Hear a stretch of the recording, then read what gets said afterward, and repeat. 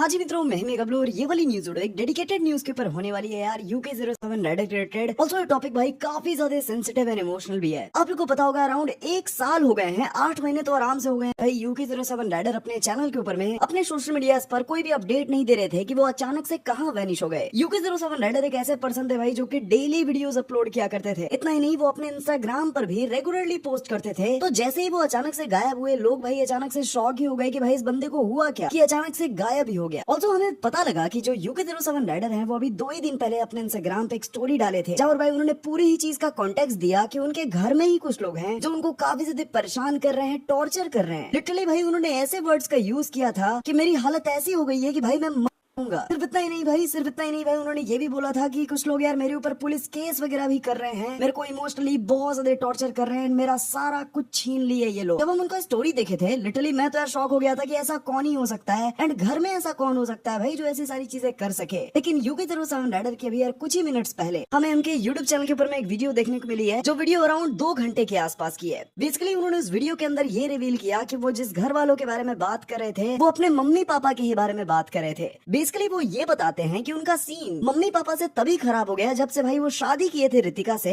Basically उनके हिसाब से जो उनके मम्मी पापा हैं वो ये नहीं चाहते थे कि जो अनुराग दोभाल है UK07 राइडर वो रितिका से शादी करे। सिर्फ इतना ही नहीं भाई, उसके बाद से वो काफी ज्यादा खफा भी रहने लगे थे भाई यार अनुराग दोभाल से। सिर्फ इतना ही नहीं, उनके घर में रेगुलर बेसिस पे भाई झगड़े वगैरह होने लगे, मारपीट होने लगे। सिर्फ इतना ही नहीं भाई, UK07 राइडर ने ये चीज भी रिवील किया कि एक टाइम पे इतने झगड़े हो गए कि उनके मम्मी पापा ने उनको घर से निकाल दिया एंड ये कहा कि वापस मत आना वरना पुलिस केस वगैरह कर देंगे। तो उस वीडियो के अंदर UK07 राइडर ने बहुत सारी बातें बोली हैं। जाहिर सी बात है मैं आप लोग को इस वीडियो में सब कुछ कंक्लूड तो नहीं कर सकता, लेकिन उनकी वो जो 2 घंटे की वीडियो है उसमें से जो भी मेन टॉपिक्स हैं वो मैं तुम्हें दिखा दूंगा, जैसे कि तुम्हें एकदम कॉन्टेक्स्ट शॉर्ट में पता लग जाए कि क्या कुछ हुआ है। सिर्फ इतना ही नहीं, UK07 राइडर ने वो जो 2 घंटे की वीडियो अपलोड करी है उस 2 घंटे वाली वीडियो में पूरा वो बात ही नहीं बता रहे हैं, बल्कि उन्होंने सबसे पहले तो पूरा कॉन्टेक्स्ट दिया कि सीन क्या हुआ है। इसके बाद में उन्होंने कुछ प्रूफ दिखाए अपने मम्मी पापा के रिलेटेड कि उनके साथ में किस तरीके से टॉर्चर किया जा रहा था एंड UK07 राइडर लाइफ के उस स्टेज पे आ गए हैं जहाँ वो लाइफ को करना चाहते हैं भाई। तो मैं आप लोग को उनकी वो 2 घंटे की वीडियो की एक मर्ज क्लिप्स दिखाता हूँ जो कि इंपॉर्टेंट है, जो कि आप लोग ये क्लिप्स देखोगे तो आपको पूरा कॉन्टेक्स्ट समझ आ जाएगा।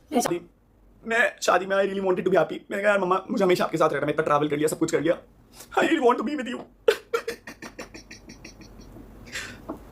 आई गेस मुझे लगा आई डोंट नो क्या चाहिए, मुझे नहीं पता उन्हें क्या चाहिए। मैं पूछता था, मैंने कहा दिक्कत क्या? बोला दिक्कत तेरे से है क्योंकि तू चिल्लाता है, तू लड़ता है हमसे। मुझे केवल दिक्कत ये थी कि अगर मैं आपके लिए लॉयल हूँ, अगर मैं आपके स्टैंड ले रहा हूँ, सो आई डोंट नो क्यों आप मेरी एक खुशी के लिए एक चीज़ नहीं। मेरे माँ बाप है, आई नो बहुत सारी चीज़ें करी उन लोगों ने। मैंने बोला ना भाई, माँ बाप सही भी होते हैं और गलत भी होते हैं।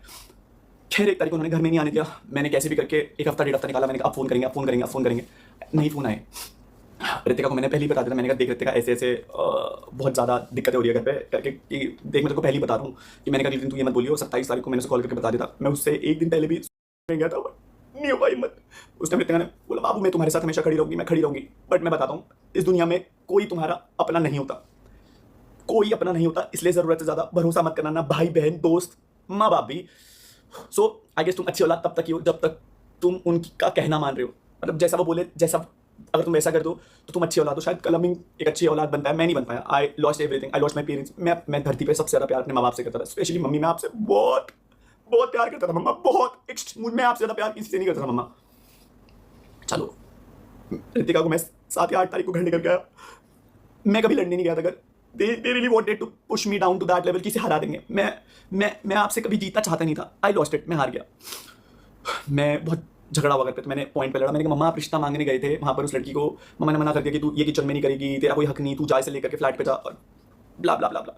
मैं बस लड़ नहीं रहा था मम्मा आपसे, मैं आपसे बस पूछ रहा था। मैंने कहा अगर आप एक लड़की हो और अगर आप किसी और दूसरी लड़की के साथ ये कर रहे हो, तो मम्मा ने बोला ये घर मेरा है, मैंने बनाया, तो इस घर पे तेरा कोई हक नहीं। शायद मेरा उस घर पे हक था मम्मा, मैं आपकी औलाद था, मैं आपकी औलाद था। आई नो मैं अच्छा लड़का नहीं बताया, बट मैं आपकी औलाद था।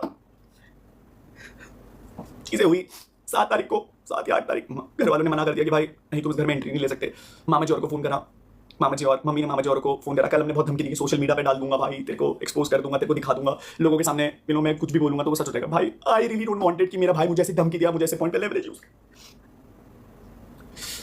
हुई चीज़ें, नॉट बैड।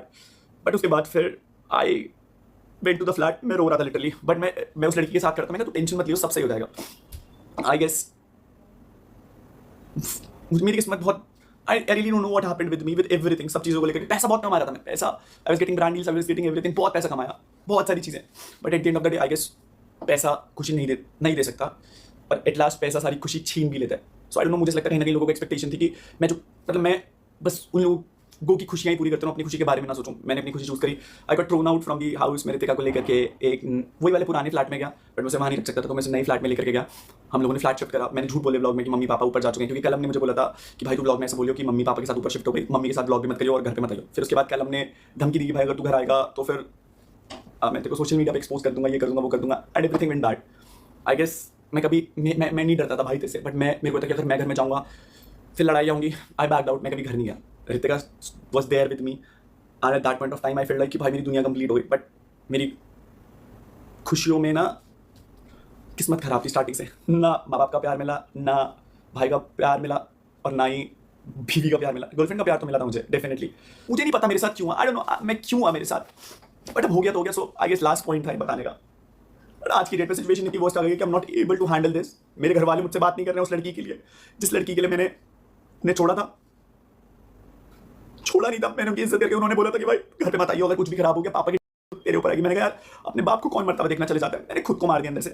उस दिन मैं सोफे में बैठ के गिड़गिड़ा रहा था, मौसी वहां पर थी, मैं गिड़गिड़ा रहा था. मैंने कहा मम्मी कुछ भी करना बस अपने से अलग मत करना.